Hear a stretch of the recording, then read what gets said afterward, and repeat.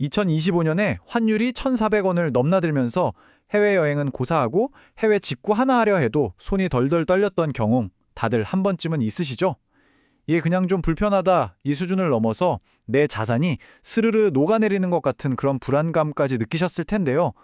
오늘 이 시간에는 고환율 시대에 어떻게 하면 우리 자산을 지켜낼 수 있을지 아주 구체적인 생존 가이드를 함께 살펴보겠습니다. 자, 그럼 여기서 좀 더 과감한 상상을 한번 해볼까요? 만약 내년에 환율이 1,600원까지 치솟는다면요. 에이, 설마 하실 수도 있지만 금융시장이라는 게 원래 설마 하는 일이 벌어지는 곳이잖아요. 이런 상황에서 여러분의 자산은 과연 정말 괜찮을까요? 이게 그냥 막연한 걱정이나 허황된 상상이 아닌 이유는 우리가 바로 작년에 1,400원이라는 충격적인 환율을 이미 몸소 겪었기 때문입니다.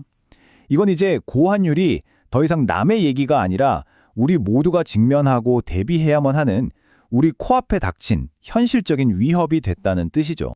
자, 그럼 이 위협에 어떻게 맞서야 할까요? 그 첫 번째 방어선, 바로 외화입니다.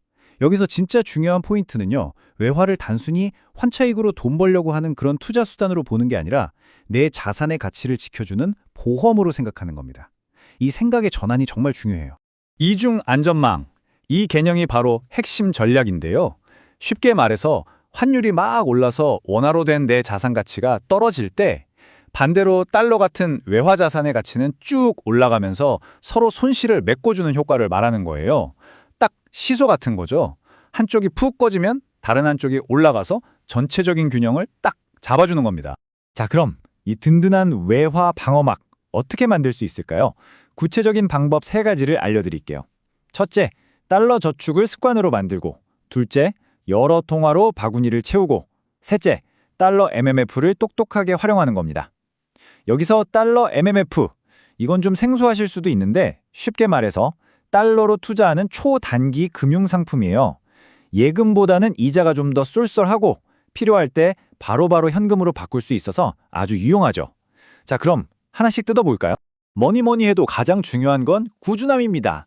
환율 좀 떨어지면 한 번에 확 사야지 이런 생각보다는요, 매달 월급의 10에서 15% 정도를 적금 넣듯이 꾸준하게 달러로 바꾸는 습관을 들이는 게 훨씬 중요해요. 이렇게 하면 환율이 오르던 내리던 평균 매입 단가를 맞출 수 있으니까 심리적으로도 훨씬 안정적이에요. 이걸 전문 용어로 코스트 에버리징 효과라고 하죠. 두 번째 전략은 달러에만 몰빵하면 안 된다는 겁니다. 분산이 중요하죠. 달러를 한 70% 정도로 중심을 딱 잡고 엔화나 유로화도 좀 섞어서 통화 바구니를 만드는 게 좋아요. 특히 엔화는 요즘처럼 엔저일 때 일본 여행 갈 때 쓰면 완전 꿀이잖아요. 이런 게 바로 생활 환테크죠. 게다가 금융 위기 때는 또 안전자산으로 꼽히니까 포트폴리오를 더 단단하게 만들어주고요. 이 전략이 얼마나 강력한지 숫자로 한번 보여드릴게요. 진짜 만약에 환율이 1,600원까지 갔다? 그러면 여러분이 가진 달러 자산 가치가 원화로는 무려 15에서 20%나 불어나는 거예요. 이게 그냥 돈만 버는 게 아니라 만약 국내 주식시장이 폭락했을 때 그 손실을 메꿔주고 오히려 바닥을 찍은 우량 자산을 헐값에 살 수 있는 결정적인 실탄, 즉 현금 동원력이 되는 거죠. 자, 외화로 1차 방어선을 튼튼하게 세웠습니다. 그럼 이제 2차 방어선으로 넘어가 보죠. 바로 우리가 가진 자산 자체의 체질을 바꾸는 겁니다. 모든 자산이 환율이라는 거대한 파도 앞에서 똑같이 흔들리는 건 아니거든요.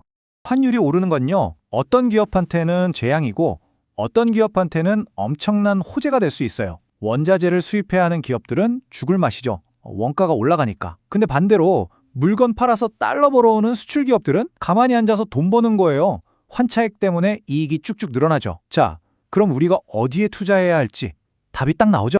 대표적인 선수들이 있죠. 반도체의 삼성전자, 자동차의 현대차, 배터리의 LG에너지솔루션, 그리고 조선업체들. 이 회사들 공통점이 뭘까요? 네, 바로 매출의 대부분이 달러로 들어온다는 겁니다. 그러니까 환율이 오를수록 오히려 실적이 더 좋아지는 구조예요. 이런 주식들을 우리가 환율 방어주라고 부르는 거고요. 이 친구들이 고환율 시대에 우리 포트폴리오를 든든하게 지켜줄 겁니다. 부동산은 어떨까요? 이 시기에는 공격적인 투자? 아니요, 절대 안 됩니다. 방어에 집중해야 돼요. 보통 고환율은 고금리를 데리고 다니거든요. 그러니까 제일 먼저 해야 할 일은 바로 변동금리 대출 비중을 줄여서 이자 폭탄을 피하는 겁니다.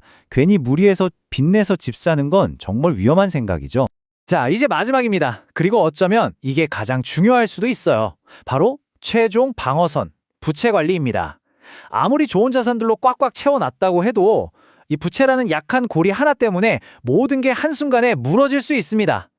위기가 왔을 때 내가 살아남느냐 마느냐는 결국 이 빚을 얼마나 잘 관리하고 있느냐에 달려있다고 해도 과언이 아니에요. 이거 하나만은 꼭 기억하세요. 위기가 터지면요, 내가 가진 주식이나 집값은 반토막, 심하면 그 이상으로 떨어질 수 있어요. 하지만 내가 갚아야 할 빚, 그 원금은 단 1원도 줄어들지 않습니다. 그대로 남아있어요. 이게 바로 위기 때 빚이 가장 무서운 이유입니다. 자, 그럼 구체적으로 어떻게 해야 할까요? 행동 계획을 짜봅시다. 우선순위가 중요해요.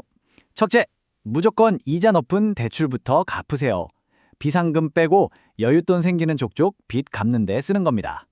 둘째, 변동금리 대출은 금리가 오르면 이자가 감당이 안 될 수 있으니 가능하다면 고정금리로 바꾸는 걸 꼭 알아보세요. 셋째, 나도 모르게 줄줄 새는 달러 지출.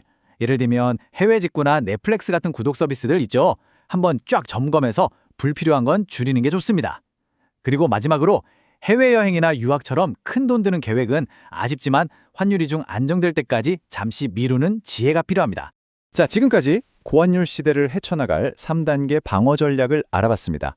근데 여기서 끝이 아니에요. 단순히 지키는 데서 그치는 게 아니라 이 위기를 어떻게 기회로 바꿀 수 있을지 그 이야기로 한번 마무리해 보겠습니다.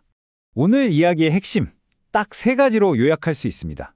첫째, 꾸준히 달러를 사 모아서 외화 유동성이라는 안전망을 만드세요. 둘째, 환율이 오를 때 돈 버는 수출 기업이나 미국 자산에 투자해서 글로벌 자산 배분을 실천하는 겁니다. 그리고 마지막으로 빚을 최대한 줄여서 어떤 폭풍우에도 흔들리지 않는 재무 방파제를 쌓는 것. 이 3가지가 여러분의 자산을 지켜줄 핵심 열쇠가 될 겁니다. 다가올 2020년 환율이라는 숫자를 보면서 더 이상 막연하게 두려워하지만은 않으셨으면 좋겠습니다. 오늘 우리가 함께 살펴본 것처럼 환율을 제대로 이해하고 똑똑하게 활용한다면 이건 더 이상 위협이 아니에요. 오히려 여러분의 자산을 가장 든든하게 지켜주는 방패가 될 수 있습니다. 기억하세요. 모든 위기 속에는 기회가 숨어 있습니다. 철저하게 준비하는 사람에게 지금의 이 혼란은 분명 더 크게 성장하기 위한 멋진 발판이 되어줄 겁니다.